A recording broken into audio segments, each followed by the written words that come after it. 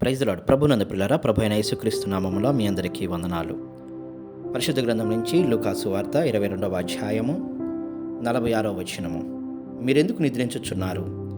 శోధనలో ప్రవేశించుకున్నట్లు లేచి ప్రార్థన చేయుడని వారితో చెప్పాను. చూడండి, 2 సందర్భాల్లో ఆయన శిష్యులను హెచ్చరిక చేశాడు.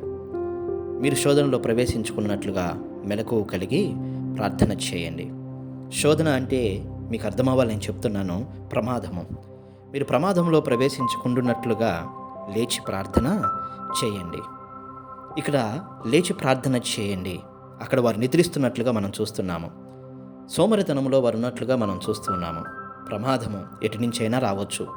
మనం ముందు ఉన్న వాక్యములో ఒక మాట విన్నాము, మీరు విసుగక ప్రార్థన చేయండి, మీకు కావలసిన వాటిని గురించి అన్నాడు. ఇక్కడ మరలా యేసు ప్రభువు వారు హెచ్చరిక చేస్తున్నాడు.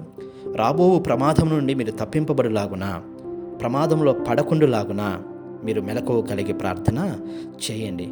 నిజమే, మనం జీవితాలు చాలా సందర్భాల్లో అనేకమైన ప్రమాదాలలో పడుతూ ఉన్నాయి. సోమరితనము మన జీవితాలను ప్రమాదంలోకి తీసుకువెళుతున్నాయి. శరీర సంబంధమైన సోమరితనము కావచ్చు, ఆత్మ సంబంధమైన సోమరితనము కావచ్చు. మనము చాలా జాగ్రత్తగా మెలకువగా ఉండాలి ప్రియులారా.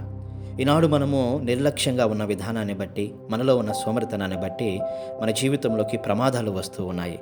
ముఖ్యంగా నీ విశ్వాస జీవితంలో నువ్వెప్పుడూ కూడా నిర్లక్ష్యంగా నిద్రమత్తుతో ఉండకూడదు.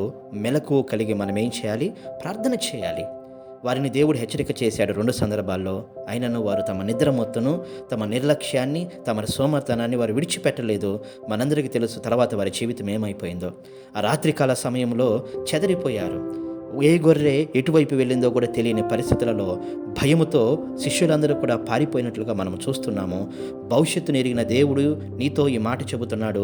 నీలో ఉన్న సోమరతనాన్ని విడిచిపెట్టేసి, నిర్లక్ష్యాన్ని విడిచిపెట్టేసేసి మోకాల్లోని ప్రార్థన చేయి. నీ బిడ్డల కొరకు ప్రార్థన చేయి. నీ ఇంటి యజమానుడి కొరకు ప్రార్థన చేయి. నువ్వు చేస్తున్న పని కొరకు నువ్వు ప్రార్థన చేయి. దేవునికి ఇచ్చిన సేవా పరిచర్య కొరకు నువ్వు ప్రార్థన చేయి. నిర్లక్ష్యంగా దయచేసి నువ్వు ఉండమాక. ఏ విషయాల్లోనూ మనం నిర్లక్ష్యంగా ఉండకూడదు ప్రియులరా. ఆరోగ్య విషయాల్లో కావచ్చు, ఆర్థిక విషయాల్లో కావచ్చు, ఉద్యోగ వ్యాపారాల విషయాల్లో కావచ్చు, ఎక్కడ మనం నిర్లక్ష్యంగా ఉండకూడదు. మనం మెలకు కలిగి చాలా జాగ్రత్తగా ఉండాలని దేవుడు మనకు హెచ్చరిక చేస్తూ ఉన్నాడు. ఈనాడు మన జీవితాలన్నీ కూడా ప్రమాదంలో పడిపోతున్నాయి. ఎలాగునో తెలుసా?